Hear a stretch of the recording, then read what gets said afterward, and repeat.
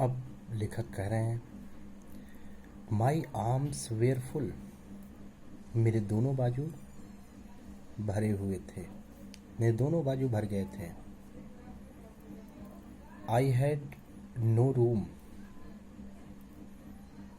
I had no room let along any need for another basket। तो कह रहे क्या, let along any need, any need किसी ज़रूरत का, लेट along क्या कहना, कह रहे क्या कि लेट along क्या कहना, किसी ज़रूरत का, किसी ज़रूरत का क्या कहना। I had no room for another basket, दूसरी टोकरी को रखने के लिए मेरे पास जगह तक नहीं था। कह रहे क्या कि लेट along एनी नीड, किसी ज़रूरत का क्या कहना, किसी और ज़रूरत का क्या कहना, अर्थात किसी ज़रूरत को तो पूछिए ही ना। I had no room for another basket, दूसरी टोकरी को खरीद कर रखने का मेरे पास जगह तक नहीं था।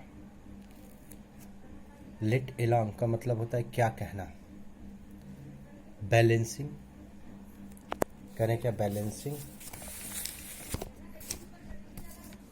माई basket and fans on my left arms, left कह रहे हैं क्या, बाएं हाथ में, बास्केट एंड फैंस टोकरियों और पंखों को बैलेंसिंग संभाल करके, यानी बाई भुजा में अपनी टोकरियों और पंखों को संभालते हुए, I reached into my right coat pocket, मैं अपने कोट के दाहिने जेब में हाथ डाला, रीच्ड इनटू हाथ डाला,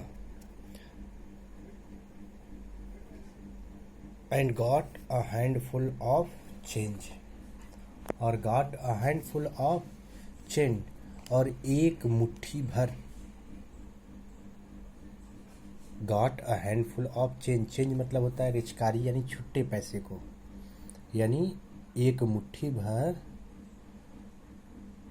छुट्टे पैसे निकाले। परहैप्स 15 सेंट्स इन ऑल, और शायद हो सकता है कि जो सब मिला करके 15 सेंट होंगी। परहैप्स 15 सेंट्स इन ऑल, और शायद सब मिला करके 15 सेंट रही होंगी। विच, जिसे, आई डिपॉजिटेड इन द बास्केट, उस टोकरी में डाल दिया। डिपॉजिट मतलब होता है डालना, रखना। दैट द यंग गर्ल, जिसे वह छोटी सी बच्ची, हेल्ड इम्प्लोरिंगली बिफोर मी, मेरे सामने, हेल्ड इम्प्लोरिंगली पकड़ कर गिड़गिड़ा रही थी। कहना क्या, इम्प्लोर मतलब होता है याचना करना, गिड़गिड़ाना। कहने क्या, balancing my baskets and fans on my left arm, अपने बाएं हाथ में टोकरियों और पंखों को संतुलित करते हुए, I reached into my right coat pocket, मैं अपने कोट के दाहिने जेब में हाथ डाला, and got a handful of change, और एक मुट्ठी भर सिक्के पैसे निकाले। परहैप्स 15 सेंट्स इन ऑल, शायद 15 सेंट मिला करके सब रहे होंगे। विच आई डिपॉजिटेड, जिस पैसे को मैंने डिपॉजिटेड इन द बास्केट, उस टोकरी में डाल दिया, उस टोकरी में रख दिया। That the young girl held imploringly before me, जिसे वह छोटी सी बच्ची मेरे सामने पकड़ कर याचना कर रही थी। आई ट्राई टू एक्सप्लेन कि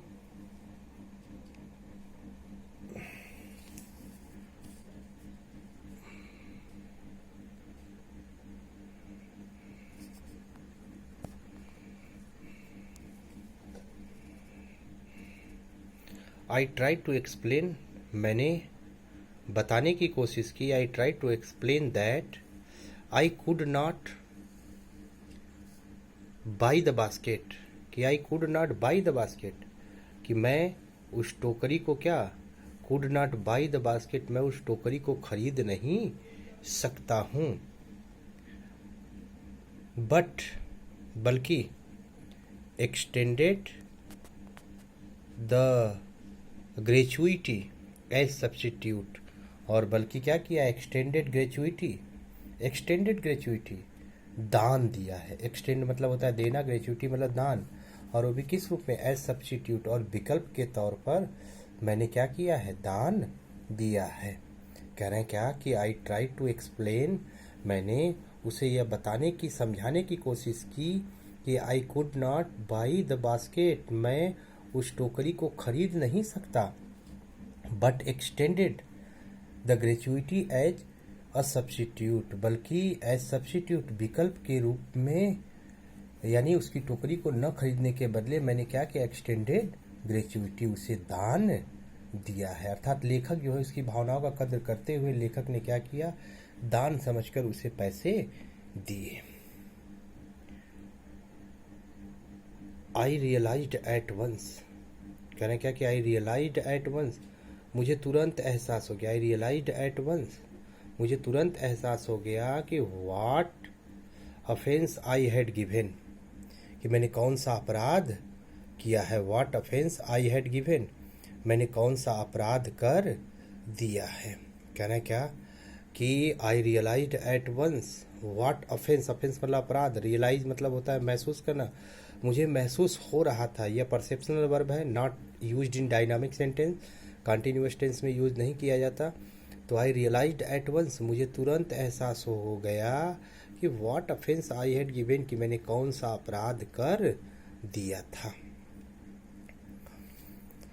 the girl of 9, this child of 9, यह 9 साल की बच्ची, ड्रेस्ड इन रैक्स, फटे चिथे कपड़े को पहने हुई। कह रहे हैं क्या कि this girl, this child of 9, यह 9 साल की बच्ची, दिस चाइल्ड ऑफ 9, यह 9 साल की लड़की, ड्रेस्ड इन रैक्स, चिथड़े कपड़े को पहने हुई, and on the edge of starvation, और भूख मरी के कगार पर थी। रेज्ड हर चिन, कह रहे हैं क्या कि रेज्ड हर चिन, अपनी ठेवड़ी उठा ली, चिन मतलब होता है ठेवड़ी, रेज्ड हर चिन, अपनी ठेवड़ी उठाई। रीच्ड,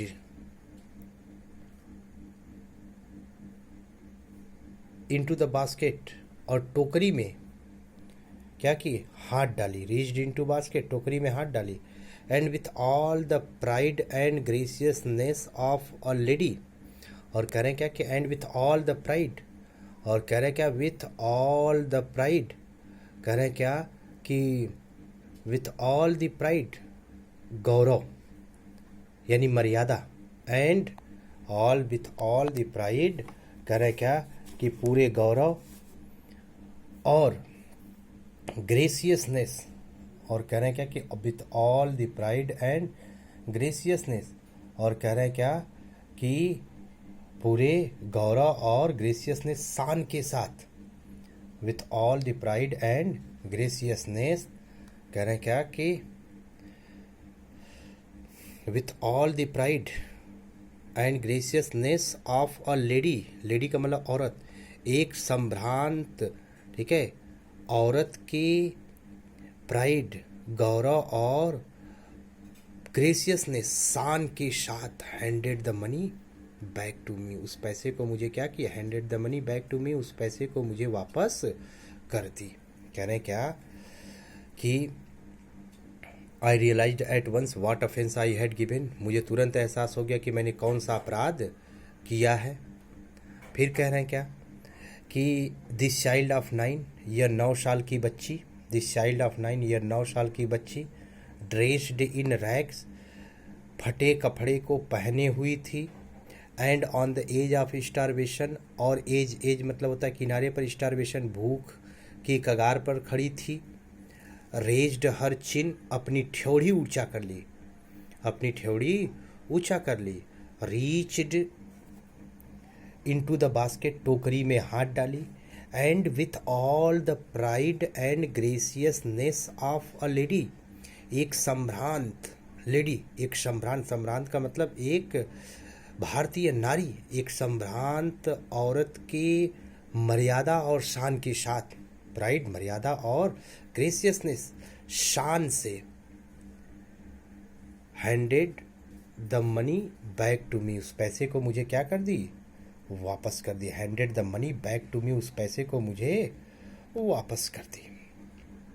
यानी लेखक के कहने का मतलब कि उस 9 साल की लड़की के अंदर वे गुण उसे परिलक्षित हुए, वे गुण लेखक को दिखाई दिए जो एक भारतीय नारियों के अंदर विद्यमान रहते हैं।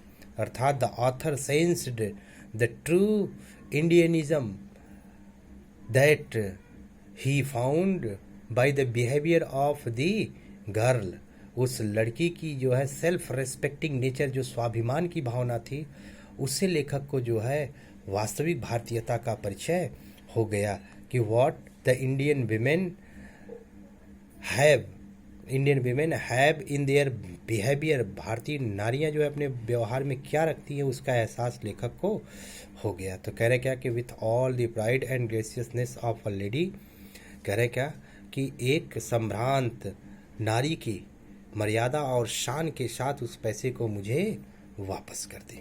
There was only one thing, अब एक ही चीज़ बच गई। There was only one thing, अब एक ही चीज़ थी, और वह क्या थी, आई कुड डू, जिसे मैंने किया। और वह क्या किया कि आई बॉट द बास्केट, मुझे मजबूरन उस टोकरी को क्या करना पड़ा, खरीदना पड़ा। कह रहे क्या कि there was only one thing, अब सिर्फ एक ही चीज़ बच गई। There was only one thing, अब एक ही चीज़ रह गई।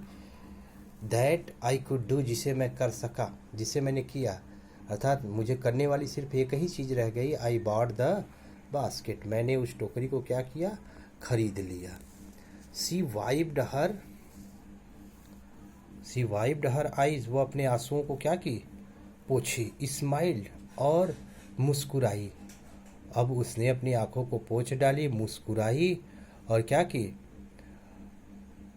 स्माइल, मुस्कुराई, and dash down the platform, और प्लेटफॉर्म से डैश डाउन, कूद गई। कहने क्या, डैश डाउन द प्लेटफॉर्म, और प्लेटफॉर्म से कूद पड़ी, और कूदते ही headed for some grass hut, और क्या की, किसी झोपड़े की तरफ, हेडेड फॉर, दौड़ते हुए निकल पड़ी। That would have 30 cent, at least 30 cent that night, that would have, उस रात के लिए उसके पास कम से कम 30 सेंट तो होंगे ही। कह रहे क्या कि दैट वुड हैव, जो उसके पास होंगे ही, और वो भी कितना, एटलीस्ट कम से कम 30 सेंट दैट नाइट, उस रात के लिए 30 सेंट होंगे ही। कह रहे क्या कि there was only one thing I could do, अब एक ही चीज़ मेरे लिए करने को बची थी। वह क्या थी कि आई बॉट